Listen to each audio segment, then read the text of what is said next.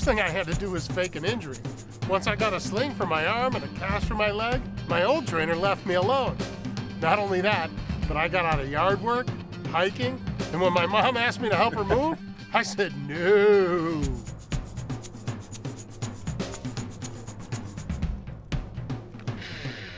Don't be miserable and muscle-bound. Be a slob now. I did it, and so can you. Screw it!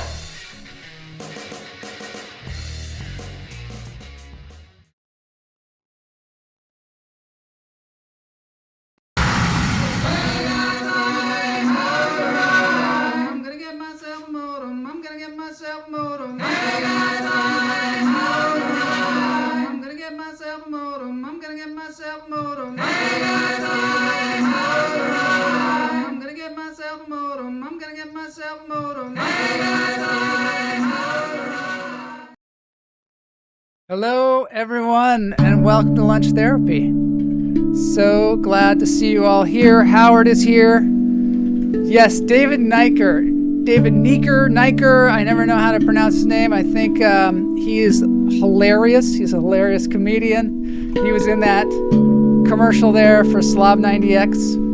Beautiful person. We're going to have him on the show sometime soon when I find a really good time for him. Howard Aronin is the greatest as well. And Howard says first gentleman in the video, yes. David, I didn't even know was a comedian when I hired him for that video. And since then I've done shows with him.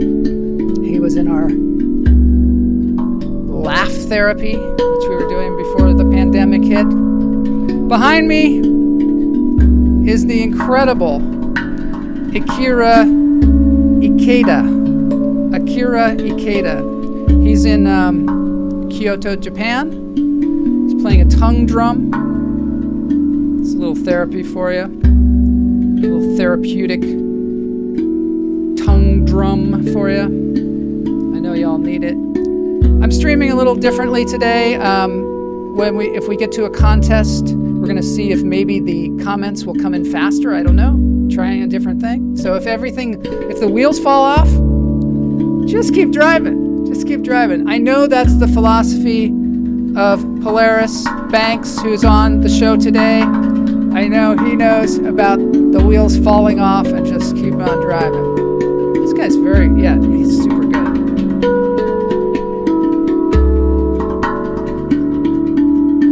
Yeah, I love that outfit. I love the scarf, the whole thing. Going to be going up to the Thing Festival soon. We're going to maybe see Modern Biology, the guy who plays music with mushrooms. If you haven't seen that, check out one of our previous episodes. Or just Google Modern Biology music. But you should go to this website, Akira Ikeda. He plays all kinds of great instruments without a guy talking in front of it. So that's kind of an added benefit. It's a plus. I love scarves too. So we're going to take our deep breaths here while listening to this. In through the nose, out through the toes. Hold it. Let it go. Our guest, Polaris, was like, is this really therapy? And the answer is, maybe. Maybe it's therapy. It's certainly therapeutic. We try to be as therapeutic as possible, but I am not a licensed therapist. But this is lunch therapy. In through the nose, out through the toes. Hold it. Let it go.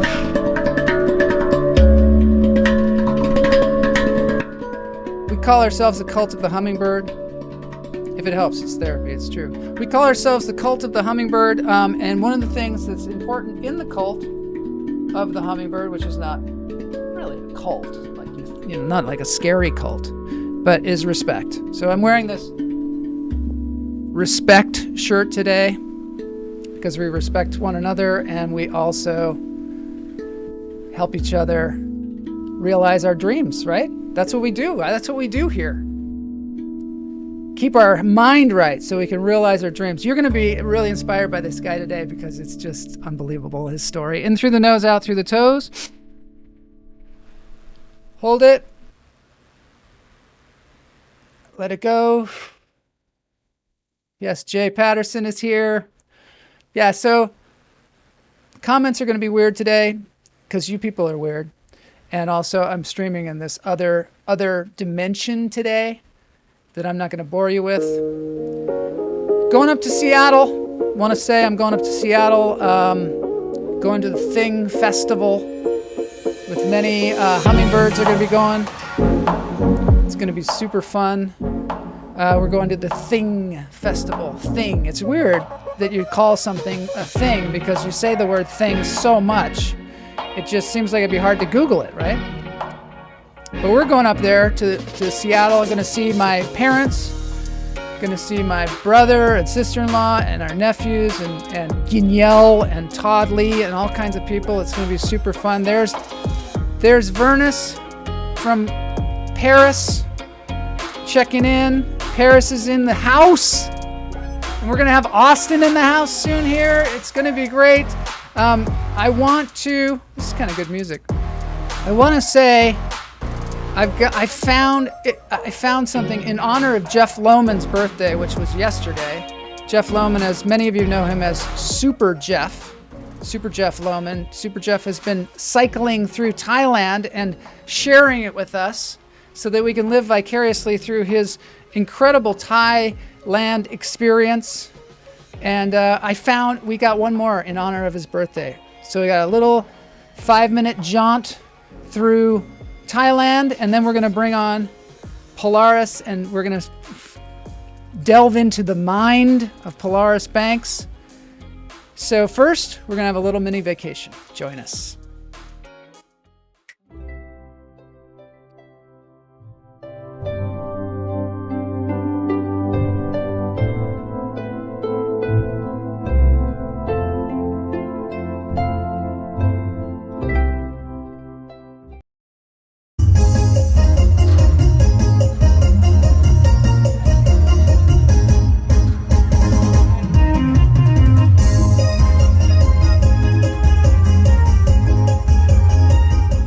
Episode 12, Animals Getting Even. Who knew there was an episode 12? We're starting off today's adventure in one of Thailand's many temples.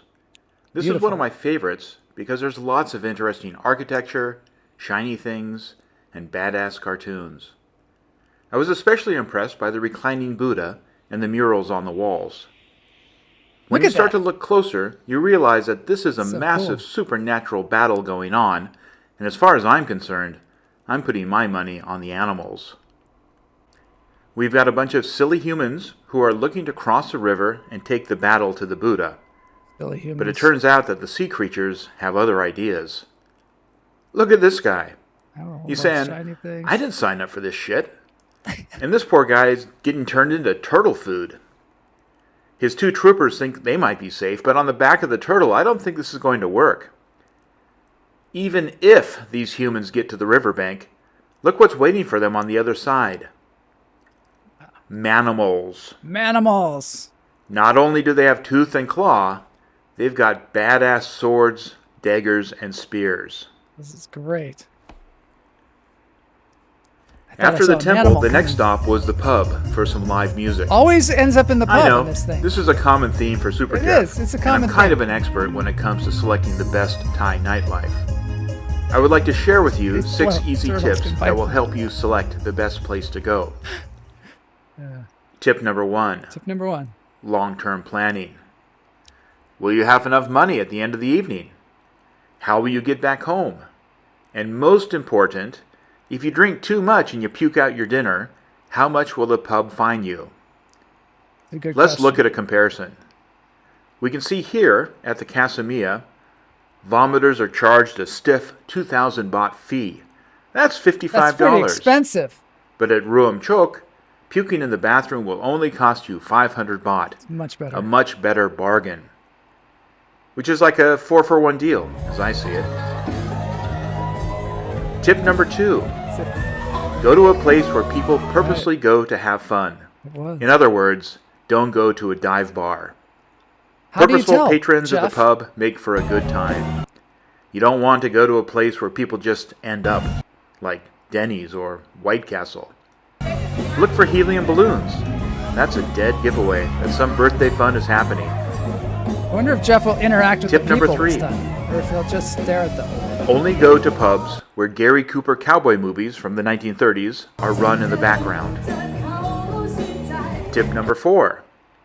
Make sure security is loose. You're able to get to the stage. Tip number 5. Make sure the band is leading the customers by example. Make sure there's a band leader who is generous with the alcohol. She should look after her bandmates. If their hands are busy playing their instruments, she should toss the tequila down their gullet for them. I especially like how she took the trouble to go behind the sneeze guard to pass on the shot to the drummer. It's That's almost like he's classy. out of sync, but he's not. Tip number 6. Who While it monitors isn't puking essential, in the bathroom? you may want to That's a good research question. the band and see if they can do cover songs from the 1980s about self-hatred.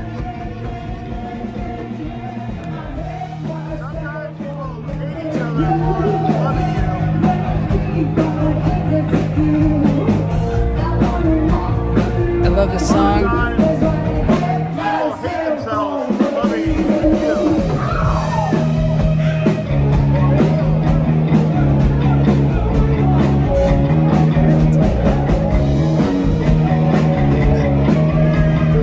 Let's see if I can bring Blas up.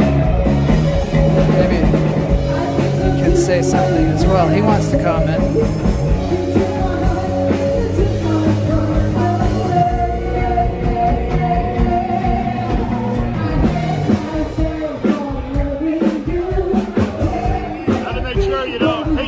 There's all of us here. Blas, there's Polaris down there. I had to bring you guys on because Blas was just making all kinds of gestures in the green room, and I thought, what the heck are these guys not doing on the screen right now? Look at him. He's doing this thing. He does this thing where he goes down and he pops up and he goes down and pops up. It's his birthday. This is some quality therapy for everybody. Right. People that hate themselves or loving somebody else. He's speaking English. Sometimes it doesn't work out too well.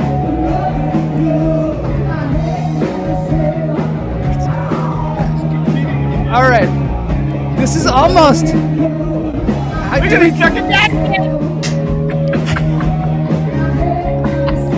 going down again. Okay. All right. We're going to get to everybody here. Just a second here. That was a little crazy. I'm glad to have you guys on the screen just for a second here. I know it's for sort of not very like the usual procedure here. Just want to say happy birthday to Jeff.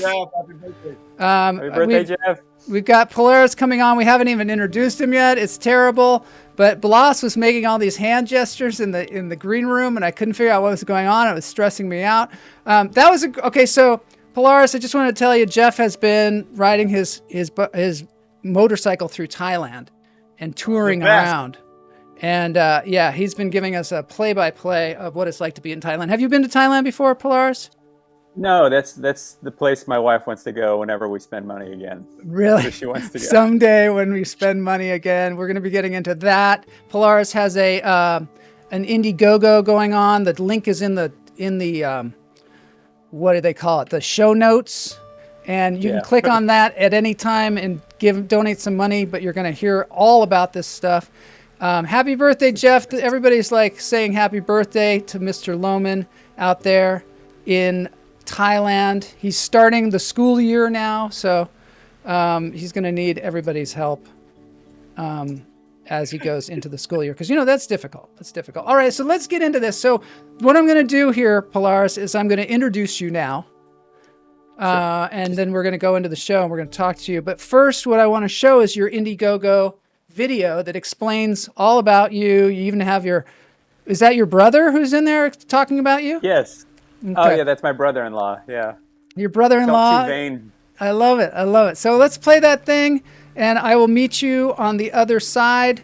Thanks, Blas, for all that you do. All that you do. All right, let's go. What am I, Brown? What does Brown do for you? You've reached 911 Right. to report a murder or dead body. Press 1. Fucking stairs.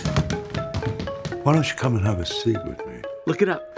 Expired in altercation with inmate number 419. Punishment without love behind it, you'll come out worse. Who are you people? Oh, no. It's sweater weather, motherfuckers. I gotta tell you something, man. Reclaw surprised the shit out of me. You know, what you did. It was so good. Reclaw is the story of an ex-prosecutor who, after losing faith in the justice system, pardons random criminals by destroying crime scene evidence. Polaris is a very unconventional filmmaker, and he doesn't like talking about himself, so he asked me, his brother-in-law Brian, to do it. I've never seen anyone devote themselves so much to their passion as Polaris. He made a 2-hour feature film in high school that took 5 years to complete, and this thing was crazy ambitious for a 15-year-old. It had extended action scenes, comedy, lore, surreal moments. It was like if Charlie Kaufman directed Highlander. He then turned his attention to a project that would take even longer. A 30-minute adaptation of Casey Jones from the Ninja Turtle comics, featuring a horde of ninjas, stunts, animatronics, a full creature suit, and even Robbie Rist reprising his role as Michelangelo. Well, I'm not a teenage mutant ninja hamster. Polaris pushed the limits of what a filmmaker can accomplish on his own, spending all his own money and taking on as many roles as possible, including director, writer, cinematographer, actor, editor, Foley artist, all the way to sewing the costumes. But none of this would compare to Reclaw. This was my big shot. I wanted to finally make something that was the quality of the movies that I fell in love with as a kid. But of course, I couldn't afford to make like a $2 million, 120-minute feature, so I divided by 10 and made a $200,000, 12-minute short. Are you insane? But he had to generate the entire budget himself. So he started by giving up his possessions and becoming voluntarily homeless for years, traveling all around the country, volunteering for high-paid research studies. They give you the experimental drug, and then while they're testing it on you, you have to live here. You can't ever leave the building for weeks. I've actually been in this study for over a month. In between check-ins, he'd sleep in rental cars, at airports, sometimes out on the streets, saving every penny he could for the film. When he finally had half the amount he needed, he began building his enormous set in an aircraft hangar, which he constructed mostly by himself, working every day for 6 months straight. To fill in the gaps in his budget, he applied to as many credit cards as possible, maxed them all out, and then borrowed the rest from family and friends. He video storyboarded the entire movie to make sure not a single foot of film was wasted. And although he was severely overextended, his meticulous preparation paid off. Reclaw was a hit with critics and audiences, premiering at South by Southwest, touring many prestigious festivals such as Fantasia, Newport Beach, Cinequest, and even winning Best Thriller at Holly Shorts. One reviewer exclaimed, "A perfect blend of crime, drama, mystery, thriller, and comedy. He has a masterpiece in the works here." But after a string of financial setbacks and the demands of the festival circuit, Polaris still hasn't been able to pay off the costs of production. I love making movies, and I've been happy to save up for them all on my own in the past, but the more I get into this, the more I realize just how much money these things take to do right. I am recording this from inside a research study right now, and I've been doing them for, I tell people 6 years because I'm embarrassed, but it's probably closer to 8 now. I've just gone as far as I can on my own, and I'm at the point where I need to ask for help. There's actually a group of people who might want to fund a Reclaw feature, which is great, but I can't pursue it because I've got to pay off this debt first.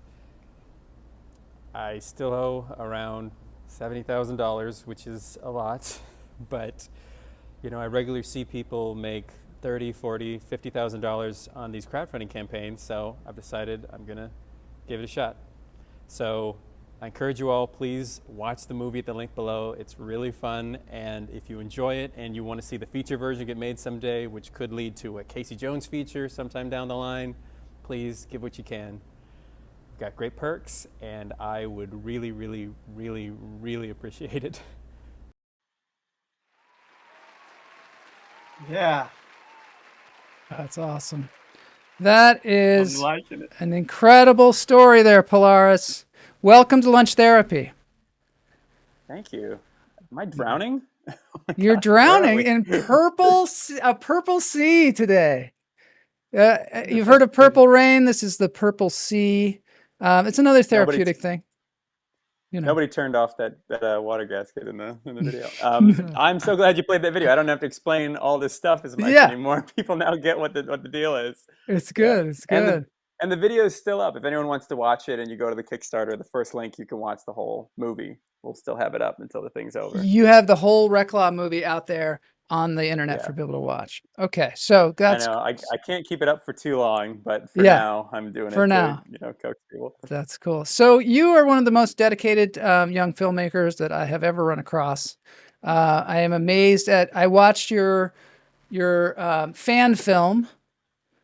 You did? Which was Casey Jones. Yes. So, okay, let's just go back a little bit. First of all, your name, Polaris, it means either the North Star or a two-stage U.S. ballistic missile, usually fired from a submerged submarine. So I'd like to ask you, which are you? Yeah, which are you? Depends on your mood. I'm the star. My parents are kind of hippies, and I'm the fourth born. So the other siblings are Akasha, Serapis, Hilarion, and then I'm Polaris. And their names are even weirder than mine. So, there's no cultural touchstone for their names. Except maybe Akasha. That's cool. I actually found somebody in the phone book named Sheepdog Plankton one time. And I called them up and I said, "Is Sheepdog there?" And they were like, "Yeah." And it's me. And their name was actually Sheepdog Plankton. So I love a good, strange name.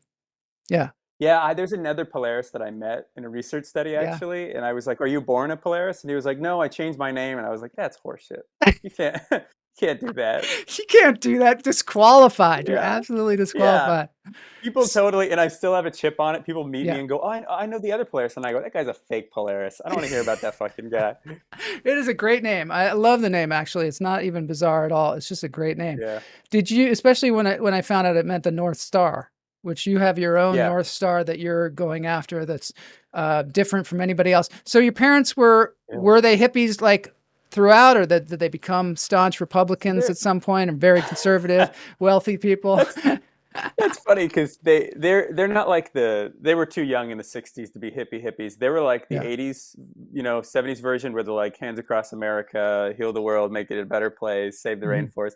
Captain Planet hippies, And they started a little like small school for people who are kind of in the United Nations. It's called the Robert Mueller School, and you can have like franchises of it. And there's some theosophy involved, but all the other families were weird like my parents, and they all kind of came together to make this little school. I only went until I was 6, and then I went to public school. But so all the other kids had names like Antares, Starshine, and stuff like that. So I, Amrita. I grew up around all sorts of kids like that.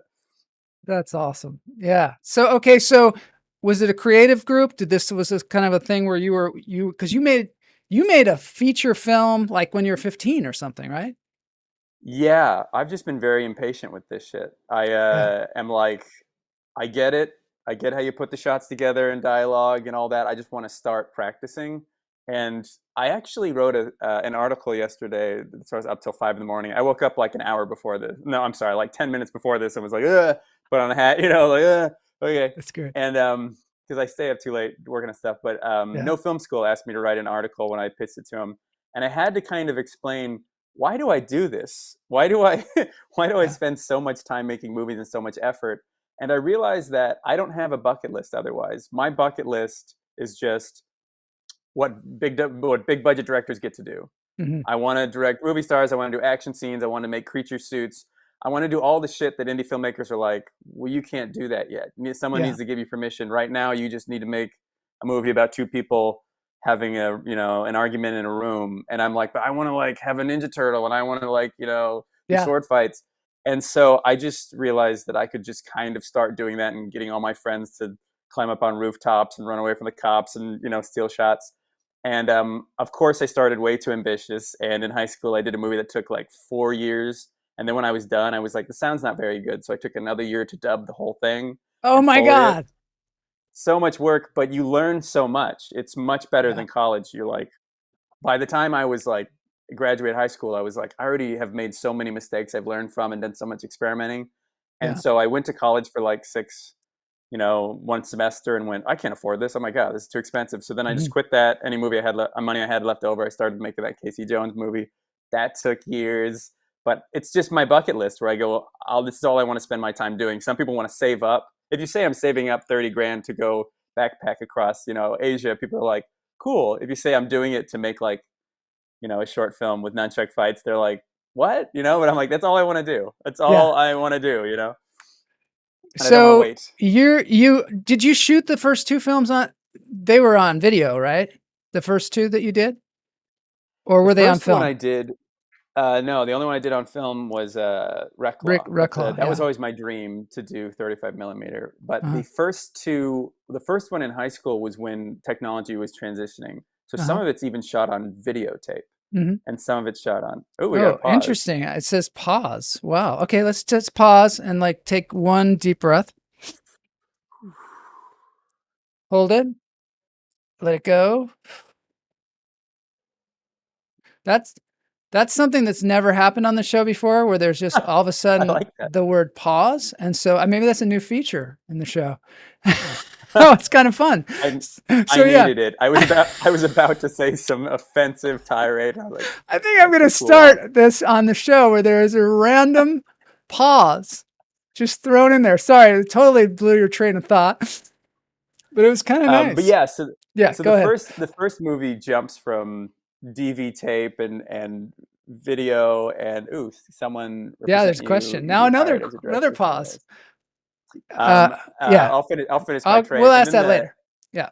And then the Casey Jones I shot on a HVX, which was kind of the prosumer camera at the time that my sister's brother-in-law, who's in that video, bought it to make a movie, and I was like, can I have that on weekends? And my actor Hilarion was going to UCLA. My brother, who plays Casey Jones, it was a family affair. All my family's in that movie. My dad's the coach. My best friends are all the villains and stuff. My roommate one of them was the Ninja Turtle, and one of them was the guy who made the Ninja Turtle suit because he went to the Savini school. And then I was like, but I want to shoot on fucking film. How do I do it? Yeah. And so I got short ends, which first I bought a camera from Europe. They were liquidating some of their RE rentals. Yeah. Because they're transitioning out of film, so they don't have as many. And I bought like a PAL camera. So I had to figure out how to get the PAL feed to work. Oh, why'd you do that? That's really going to screw you up. I know, but so in order to do that, I couldn't get a monitor that would record PAL at the time. Yeah. So I bought a tiny little one of those little soccer mom cams from like 2005, and that took it. And then I put a little thing in there, and I recorded dailies on this tiny little screen so I could see if it worked. Oh my god! But that's great. It was a whole damn thing. But for anyone who doesn't know, when we actually got the short ends from a Spielberg movie. It was from The Post. When you're shooting on 35, and you get about 6 minutes if you're shooting 3-perf out of your magazine, and if you only shoot 5 minutes, you cut the minute off and recan it, and you can use it later, or you can just sell it when you're done. And so we got reels they took out and then put back in, or ones that were short. But when we were working with Lance, he was like, "This is weird because I'm doing these takes and getting the mode, and after 1 minute of shooting, I'm like, all right, cut." We got to change the mag. So and he's you like, had to shoot the Reclaw on all those short little things, huh? Yeah, oh my and he God. was just getting into it. But I edit in camera to save money too, where I don't do coverage. So if I go, I know this line. If I go, I want a coverage of this actor, but only for the line. Like we got to go. Then I only shoot that line. I don't go like let's run through the scene because I'll run out of I'll just run out of film. So that takes a lot of planning too. A hell of a lot of planning.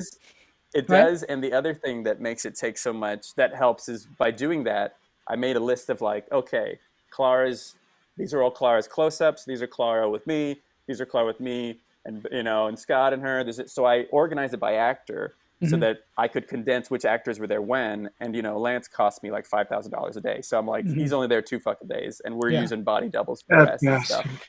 Yeah. Yeah. I hear sorry. Bloss there. Bloss, did you have a question? Chat? Oh yeah. No, he said Lance cost him $5,000. I said that bastard. That bastard. No, but that was one of the things. The thing. Okay, let's just see. Here's one of the questions. Polaris, have you ever tried to get someone to represent you? Would you want to be hired as a director on someone else's project? That's an interesting question. I'd be more willing to do it now. For a while, since these movies take me so long to do them, and in these big ambitious projects, I wanted something that was a good work sample that could get me the best work I could. And Reclaw is a better work sample now. But Casey Jones, even though I love it, it still looks like a very good, enthusiastic amateur. It's still it's great, but it's like I can tell, we're just kind of putting gum between the cracks on it. And Reclaw's better. So I'd be willing to get an agent now, but I talked to a guy. Hey, there's the poster, which is cool. Yeah. Go ahead. I talked to a guy who went to South by Southwest with me, and he has a great agent. And I was like, "How'd you do it?" And they go, "For directors, really, you get the agent after you kind of get a deal. Like if you can somehow get a job directing a movie for Paramount, then CAA is going to pick you up and be like, "Oh, we'll represent you." But before I do that, before I kind of pitch myself or make a feature that goes to theaters, it's hard to get a good agent. I could maybe get like a commercial agent or something, but it'd still be difficult for a director to do that without a pretty good feature that they've gotten out there. What about as a writer? What about as a writer? Do you ever think about getting an agent as a writer? Because you're a prolific writer, right? I could maybe do that too, and that's it. But that's another one that is. Actors you can get agents for a little easier, in cinematography maybe, but writer and director, they're kind of like, we come in after you've succeeded and then pitch you as it's true for everybody really though. It kind of is true for actors. It's true for actors too, to a certain extent. I think it's really great what you're doing right now, Polaris, the way you're approaching it. I mean, you say you're what did you say earlier? You're lazy or whatever, but you're not lazy. You said you're impatient. You said you're impatient, right? But you're not impatient. I mean, to take years to make a film in high school and then to shoot a film for the budget that you had, so as ambitious as you were, that takes creativity. It takes tenacity, and to take ends, to know that you can get ends from other places. A lot of people don't know about that because a lot of people don't know anything about film. Shooting on 35 millimeter film is super expensive. I mean, you still got to get it developed. And if you're editing on camera, that's a big thing. That's huge. I want to ask you something, Polaris. What Blas is saying, do you ever think that maybe you're making it too difficult for yourself shooting on film? Possibly. Well, that was part of that thinking is I'm kind of cynically not making my movies as a means to an end. I'm not doing it as, if I make this, then I get to really make the movie. I kind of thought to myself, and this is a little true, Hollywood's still run on a lot of nepotism. When you find out how a lot of people got to where they were, they went, "Oh, you met Paul Thomas Anderson and he promoted your movie," or, "Oh, your dad's, Dustin Hoffman," or something. You really find out that you don't have always a real clear path into doing it. And I heard those things where, those sayings were like, for every Einstein, there's a bunch of, kids in a third world country who are smarter than him, who'll never get a chance to go to MIT and, and show what they can do. And I didn't quite believe it when I was younger. And I was like, no, if you're good, the meritocracy will get you where you want to go and someone will discover you. But then when I started to get older, I'd be making these movies and doing my best and working on sets. And as I got to my late 20s, I went, I might be one of those little Einsteins out in the third world country. This may not happen for me. And if I want to shoot on 35, if I want to hire a movie star, if I want to, build a set, do pyrotechnics and creature suits, I might just have to do it on my own, or it's not going to happen. So I wasn't willing to, because you hear horror stories. I've talked to some people who went to Sundance, and I met a guy who won Sundance twice with his feature at different years, and would still never got an. I still don't know who he is. Offer. I have no idea who you're talking about. Right. I have no idea who you're talking about. And when you say he won Sundance, that means what? He won a film festival? He had the best film in the film festival? What did he win? Yes. I mean. Yes, exactly. I've been here for 30 years, dude. And this guy that won Sundance twice, I don't know who you're talking about. I'm having weird technical difficulties where I just suddenly show on the screen, but it's super interesting what you say. But what I want to finish. Yeah, go ahead. What were you going to say? What I want to finish about that point is that there's no guarantee that even if you do a stepping stone to try and work your way up, it doesn't mean you're necessarily going to get there. So if you want to make a certain movie, you kind of have to hire yourself the first time. And that's what I wanted to do. I wanted to make sure whatever I spend all my money on, it wasn't like a cynical horror movie to try and a stepping stone. I wanted it to be the kind of movie I wanted to make if I died tomorrow. you know, and it's like I got it done anyways, which is kind of crazy, but no, it's not crazy. See, I wasn't disagreeing with you. You know what I mean? I wasn't. I was actually, when I was saying it's crazy, it's expensive, and it's, you know, the tenacity to do that, get ends and stuff.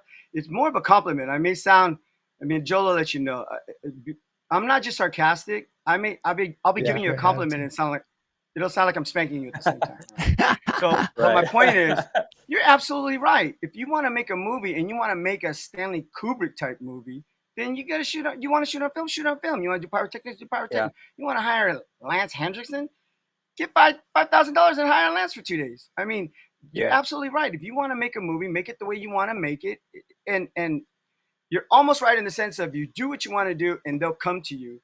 They will. But if you do what you want to do, it doesn't matter what anybody else fucking thinks, bro. It doesn't matter if anybody's gonna give you a deal or follow you because you made the movie you wanted to make in the moment that you're in right now with the budget you had. And what'd you say? You owe some like 70 grand, and you feel like you can't make the next movie because you got to get raised 70 grand to pay that debt off. Dude, you could do it. You could raise that money. You could raise that money, shoot a film while you're shooting the film, pay that debt off, and set up your second film after that one. Exactly. The way you storyboard, the way you edit on camera, dude, I said edit on camera 13 years ago with the director that I was working with. I shot an independent film in Louisiana. I was brought there, and I was watching the way he shoot. I go, you're editing on camera, aren't you? And he goes, what? And I said, I'm watching you. I see what you're doing. I see what you're doing. You're editing right now. And he goes, it's just easier. I could just see the movie already. I could see it.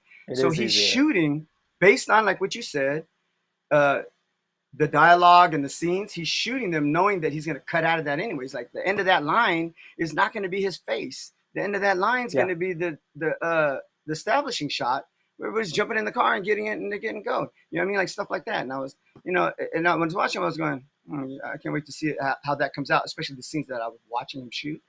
And it's a big thing. You got it all up in your head. You got the whole movie in your head. And you want to shoot that shit, bro. I want to show just a fight scene from your Casey Jones movie here.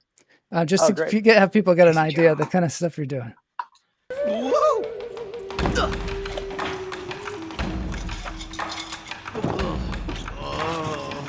Bummer. Ninjas? Man, this neighborhood got worse than I thought. These friends of yours? No way! That's the Foot Clan! Bad ninjas. Oh, come on. How bad? Like 2 chucks bad. Oh, now you're speaking my language. But I guess you want me to go easy on these creeps too, huh? Au contraire, compadre. Go nuts. Oh, that's what I do best. Then let's rock! 1,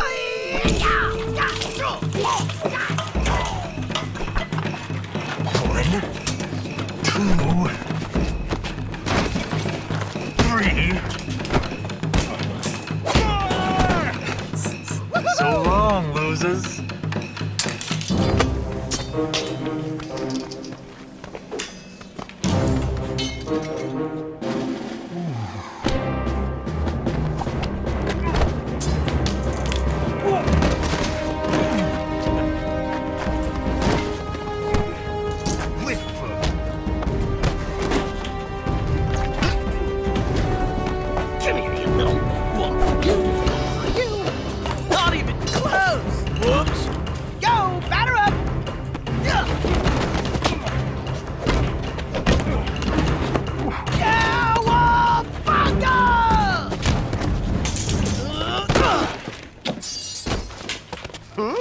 Not bad.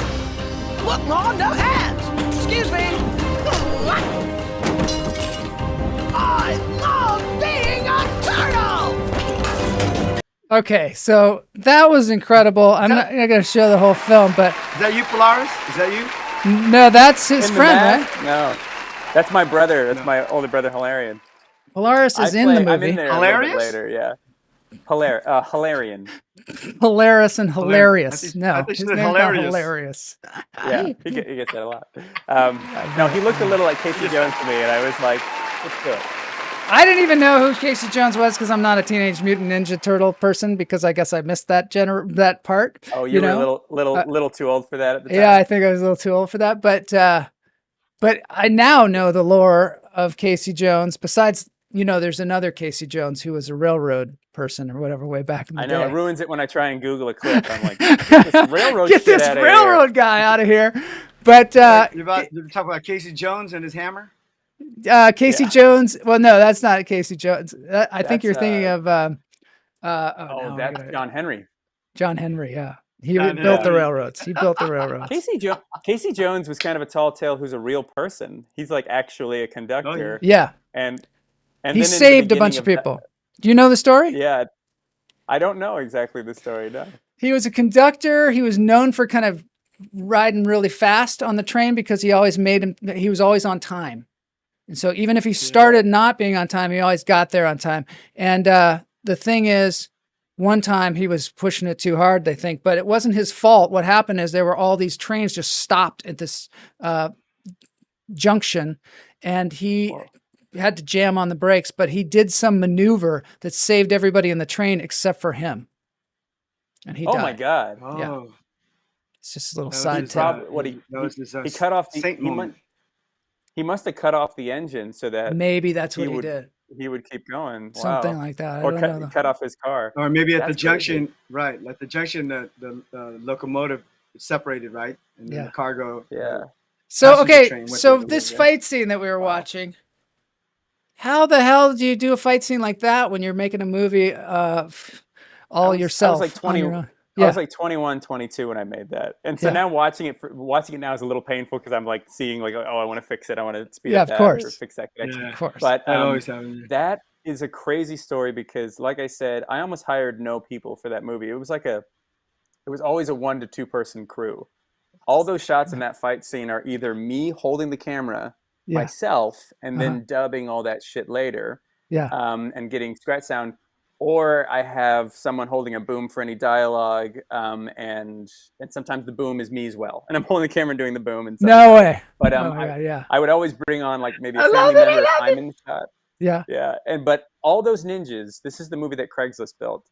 All those ninjas are just people I don't know, and I posted on Craigslist. I shot some of the movie already that didn't have the ninja fight scene, and I put up a little like collage. Mm-hmm. And so I go, hey, I'm making a Casey Jones movie. And then I showed them that clip in the Craigslist post being like, it looks cool. They're going to be excited about it. Everyone my age loves Ninja Turtles. And some people older. And they were like, and I said, I didn't say I needed extras because that's kind of lame. And I said, I really need stunt people, martial artists, parkour, gymnastic people. And that gets people excited. They go, oh, I'm going to be on the set and I'm going to do like karate and shit. I want to do that. Yeah. And every day I got a different group. I go, I'm shooting these days. People would write me and say, I had a group of like, an amount of people who said, I want to do that. It looks fun. It's weirdos off Craigslist. All of them were weird, but in a fun way. And I would just get a group every day. I would go, hey, I'm shooting on Saturday. Who can come? Email everyone who was interested. And you get a different group every day. And you go, okay, I got a 50-year-old man and a 12-year-old kid and my sister or something. And I go, you put them all in the outfit. This guy's 5'6". This guy's 6 foot. Take your shirt off. Oh, yeah, good. You don't have any muscles. All right, let's go. Okay, good. Wow. And you cover them all in the ninja costume, and you can't tell the difference. And I would just fill them in, and every shot was just kind of one at a time. And I would find out their skills. I go, okay, you can do a little flip kick. Okay, you can climb up there and drop down. You can't do much, but you're small. We can pick you up and toss you. And I'd kind of place people there. And a lot of those stunts that are really a little more dangerous. When you see Casey pick people up and throw them, that's either my sister, because she's shorter, or that's me. The shot where the Ninja Turtle throws a dude and then Casey kind of batters him up, that was me. And, and we just kind of subbed in when we could. But I had this one parkour guy who showed up most of the days who I used for everything. He could do flip kicks off of Casey's chest. I noticed somebody's doing flips through the whole thing. Like, it's crazy. Yeah. And I got a parkour guy who was a little shorter to do a flip off the roof, off that building. I saw that. Now, the way we did that. Yeah. So it was 2 moves. So the one where he's actually doing the flip is on top of a van. Mm-hmm. And I've just angled it so it looks like he's up on top of the roof. Yeah. To be more, less dangerous. But then he also, to cut in, does jump off the roof onto a mattress. And we just had one mattress that I dragged out there. And then I just kind of hit. Oh my God. In order to shoot in this alley, It was an abandoned building behind us that we were doing most of the climbing on, and an abandoned building next to it. And I found a way into the bigger abandoned building, crawled in, unlocked the door, and that's where I would store the ninja weapons that we had dulled, the generator for the lights, and the mattress. I would go in there, lock it up in this abandoned building that I was not allowed to be in, and then come back the next day, climb in and unlock it, and use it to store my shit in there. It was all very... This movie is incredibly illegal. Two things that you did. One, you jumped off a roof onto another roof, and then like put a hole in the roof or something like that, and the guy pops his head up. Yeah, that's a clip they didn't see. Yeah. That was crazy. That was a one take. So yeah, we did a stunt where they're in Austin. There are these roofs with these bars, and it's kind of old. I'll do it like this. And then the parking lot kind of goes a little higher behind it. And I go, oh, we can get kind of a camera in a car. Yeah. Even with that, they can drive. My sister drove and I ran. It's a cool shot. I wasn't in town. It's like a tracking shot. Yeah. Yeah. With no track. Tracking shot. And it was really shaky. I kind of steadied it in post. Oh, you did a good job. Yeah. We got one take to do it. I ran, dropped down and kept climbing and stuff. And yeah, in the movie, you can see somebody poke their head out and go, the fuck? And apparently I caved in their ceiling a little bit. Oh no! And like made a little dent. And that happened a lot where we'd get a shot and someone would be like, "What Get out of here!" Doing? And then we'd be like, "Gotta go!" And that was the shot. Yeah. Do you also had a scene where blood like splattered on the wall, and then like later on the historical society came after you or something? Yes, a little bit. So that was a weird one where I actually rented that alley. It's behind the Paramount Theater. Yeah. Yeah. It's behind the Paramount Theater, so it's all landmark building, and the back looks very old. And it has a gate on the back, but this alley in the back for their garbage stuff looks great. And I asked them if I could film there, and they were like, yeah, and they just need to pay somebody $250 to just hang out in the theater, watch us or whatever. But they were just in there, not bothering us. We filmed, and yeah, we sprayed. Casey hits a dude in the face, and he sprays his blood in the wall. And then the next day they call me being like, what the fuck? Can't do that. You're going to get fined and stuff. And I was like, oh, we didn't, whatever. And they called the cops, and I was like, okay. But this is the balls I had at 21. I was like, I didn't finish getting the scene. And so I just went and I go, they're not going to invite me back. Yeah. But I just went to that alley and broke the bolt on their door and finished the scene a week later and just did some stuff with Hilarion and stuff. And we finished it and we left. And then a detective called me later and goes, yeah, we have footage of someone breaking in on the thing. And I go, we were there. And I was like, yeah, we did that. We came and we shot on Saturday. And he goes, oh, well, this footage is from Sunday, so I guess it's not you. And I was like, are you sure? No. And he's like, yeah, I guess it's not you. And I was like, oh my God. Okay. And he just got I don't know, I guess the date was wrong on the video. But anyways, and he just dropped it. And they just never pursued anything. But I was like, all right, but I was willing to pay whatever fine they wanted or whatever. I mean, I was like, I got to get the shot, whatever. I mean, he knew it was you. He knew it was you. You didn't break anything but the lock, and then people were complaining, and he had to fill out tons of paperwork for you to come down and fine you. Probably. And you'd have to pay it. He was like, oh, this was Sunday. Oh, all right. It probably wasn't you, man. Take care, bye. So, okay, you didn't break anything else, right? I'm sure the blood came off the wall when they sprayed it, and they were like, I'm sure it was no big deal. A little mad. Okay, so I want to talk about Reclaw for a second here. Reclaw, sorry. Is it Reclaw? Well, how do you know? Because isn't it Walker backwards? Is that what it is? But it's named after a real city, and they call it Reclaw. And they call it Reclaw. Okay, Reclaw. Yeah. So this is one of the things I wanted to ask you about, because you seem like you're so meticulous about every little frame of, to the point where you built the set yourself rather than just get a place that looks kind of right. You wanted to get it exactly right, so you built every single piece of it, and it took you 6 weeks. And 6 months. 6 months. Sorry, 6 months. Crazy. It's like when people talk about the universe, you're like, it can't be that much. 6 months. Can't be that far. Okay, so 6 months you built a set inside of a hangar yourself. And this is after being tested on for, I don't know how many years, 6 years you were doing, I don't know, spinal taps and weird things where you were stuck in I did some of those. Yeah. Like in prison. like you said, you likened it to a prison, but it was a time when you could write and make $300 a day or whatever for being tested on. So you endangered your life essentially. Then you built this set yourself, and then you're like, what do I call it? Oh, I don't know. Let me look at Texas and see if there's a name of a city. Like some things you're sort of random about, and other things you're very specific about. And what is that? Yeah, and tell me something about it. The movie was originally called Redeemers. I wrote a feature of it first, and then I did an excerpt for the short. And it's called Redeemers, and there's a lot of movies called Redeemers. And I was like, it's not my favorite. And I was, thinking about stuff. And it's really the names of the characters that started it. When I'm writing names of characters, I need some sort of parameters. Everyone can't just be any fucking name. So a parameter I might use would be people I went to elementary school with or something, and go, well, if you can give yourself some sort of arena, you can be more creative. But it's very paralyzing to be like anything, just anything. Yeah. And so like if somebody says you have to shoot a movie inside, I don't know, an airport, I can get a lot of ideas. If they go just any movie, and I'm like, I don't fucking know. So so with names, I was like, I'll look at Texas cities, and everyone in the movie's named after a Texas city. Bangs is a city in Texas. His first name's Clyde Bangs. Lot, Donna, Marshall, and all those people. Those are all cities in Texas. And I was just going through looking at names for my characters. There's an Officer Gerald in the movie and stuff like that. But in the feature. But I saw Reclaw, and I was like, oh, wrecking the law. That's interesting. And okay, I didn't get that. Yeah, I get that now. Yeah, I get that. Wrecking the law.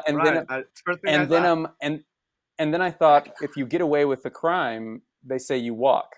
He's going to walk. And I was like, oh, walking back. Walker. Yeah. And they do kind of walk after they've, some of them after they've already been to jail and they get out.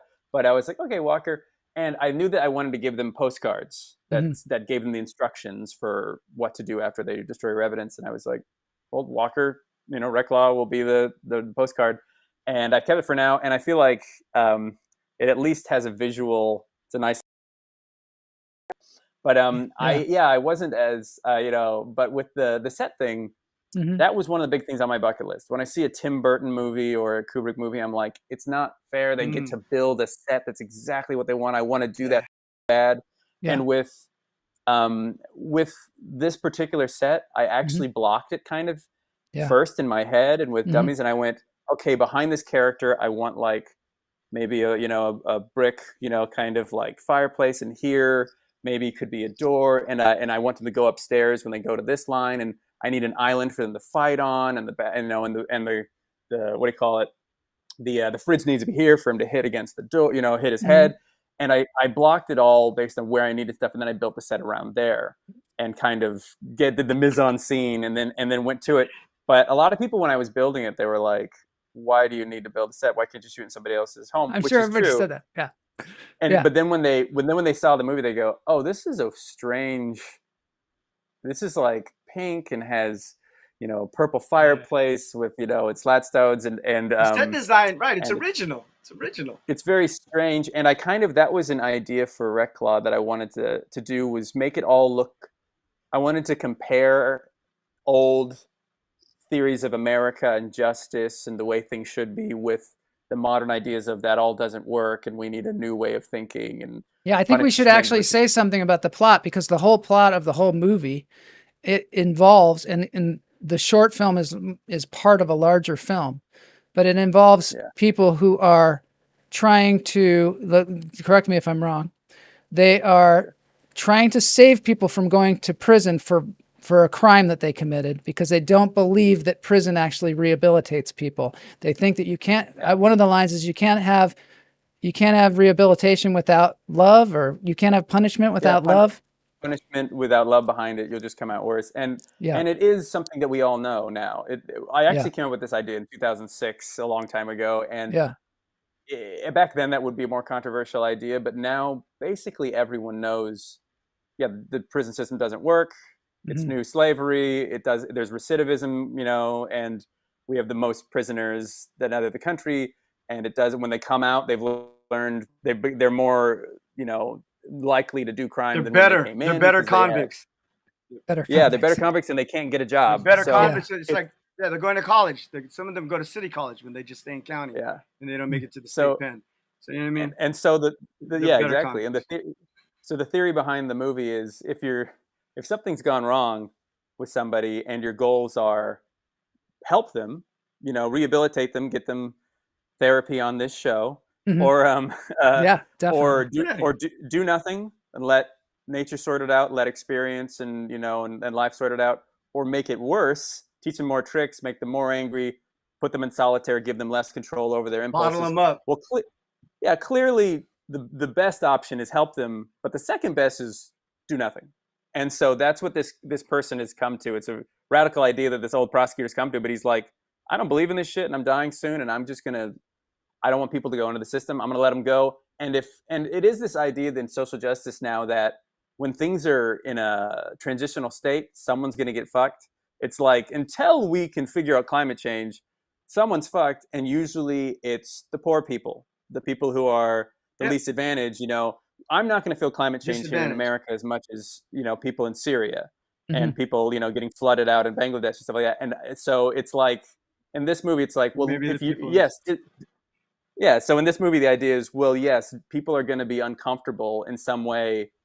In the meantime, how about it's you guys who are causing the problem instead of the victims of society? I'm not, and it's like, maybe someone will kill again. Maybe someone will, do something, but you're exploring that idea in the feature of, in the meantime, who's getting screwed here and who needs the motivation to do something about it. What is your plan then? You want to make the larger movie of this film? Yes. And where are you living right now? Where are you living right now? Are you still in Austin? I'm in Austin. You're in Austin. Cool. Right now. Yeah. I did get married, so I'm in a house now, and my bucket list is I just want to thank God. Thank God. Yeah. But now it's going to take you 12 years to get this movie finished instead of 8. Exactly. Well, so what happened is when you have a kid, okay, blast. It's going to take you 15 years. Yeah, I'm like, I'm not having a kid. You're going to get this movie done. Of getting married. Yeah. Well, that's a funny story. You're going to get this movie done. I met the woman who I wanted to marry back when I was auditioning for that short, and she auditioned for it. We got along and we stayed Facebook friends, but I was like, I can't ask this person out. I got to go build a set and shoot this thing. So 2 years later, when I was done with filming and I was in post, then I called her and was like, hey, let's go on a date. But I was like, I got to order my time. I got, shit to do. But what I was going to say is, was she in the movie or did she work on the movie? She worked on post with me. She helped me with post. And by helping me, she let me borrow money to develop the film because I was so broke after I shot it that I didn't even have money to develop it. So I bought a deep freeze and kept it in a deep freeze for a whole year before I was able to develop it. I love it. It's a typical Hollywood. You go the whole 9 yards. Oh, this is one of the comments. Let me put that comment up there.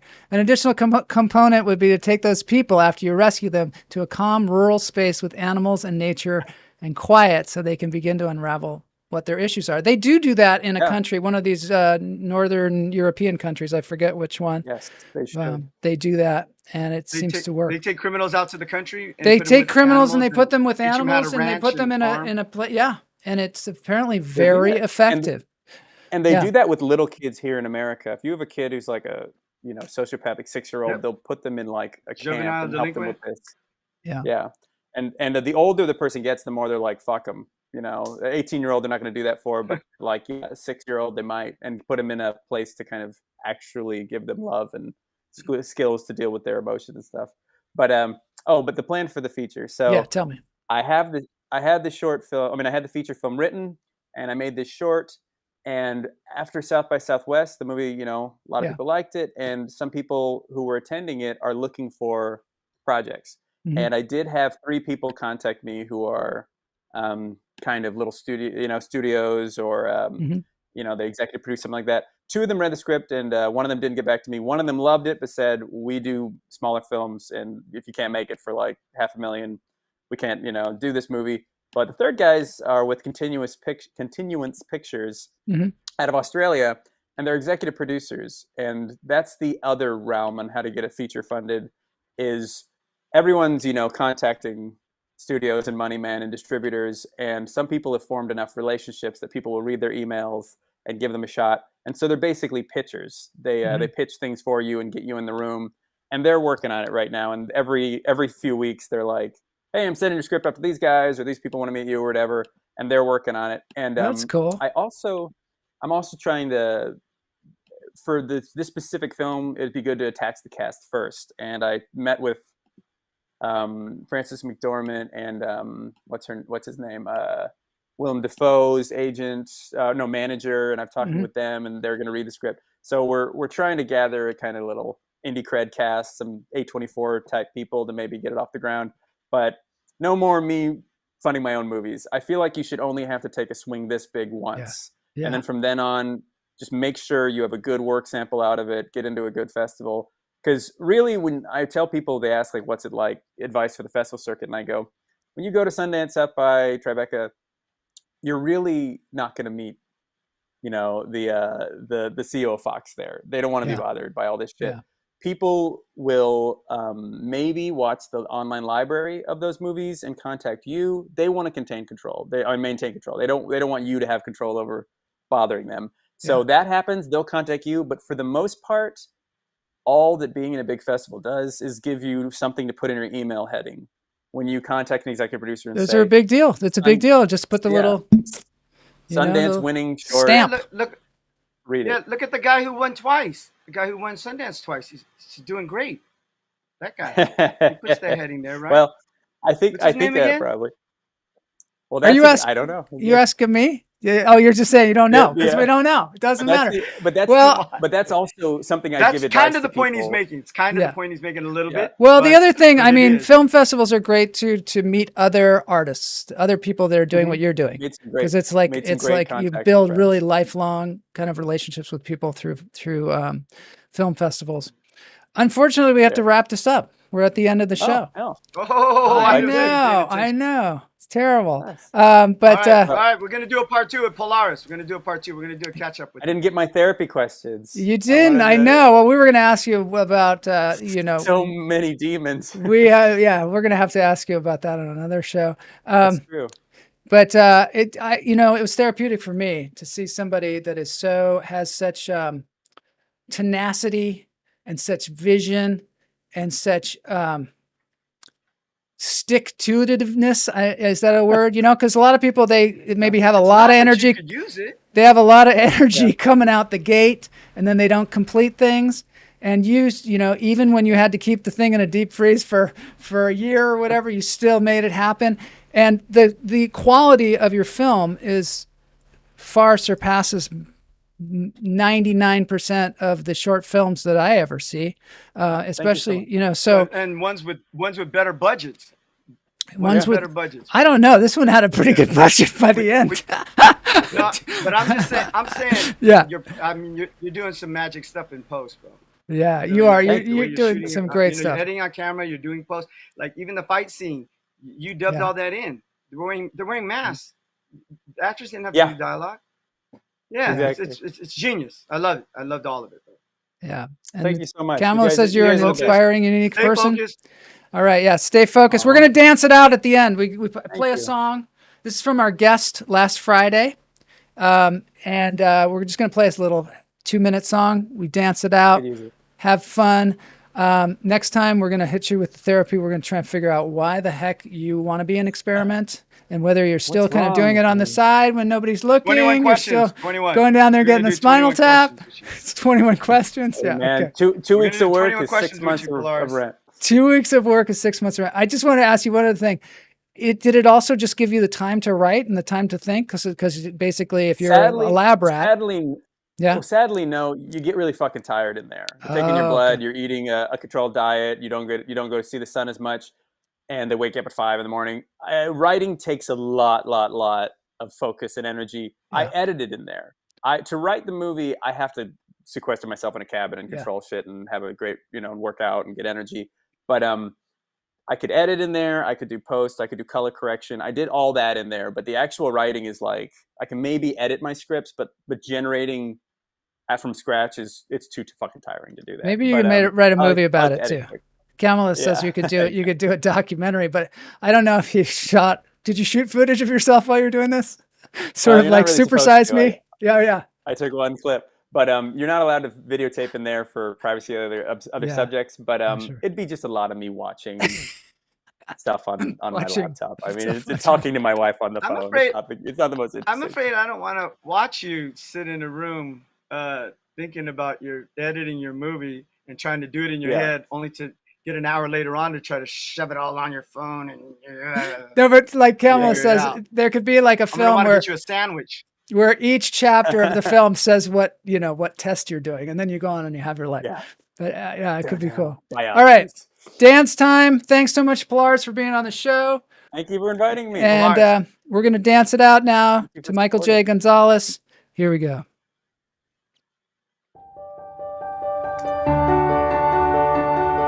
Bringing him back. We're bringing him back. Bringing him back. Slip and slide the eye of your mind. Don't you know you might find a better place to play? You said that you'd never been, but all the things that you've seen. We got a dancer, boss. So I start a revolution from my bed. 'Cause you said the brains I had went to my head. Step outside the summer times in bloom. Stand up beside the fireplace. Take that look from off your face. 'Cause you ain't ever gonna burn my heart out.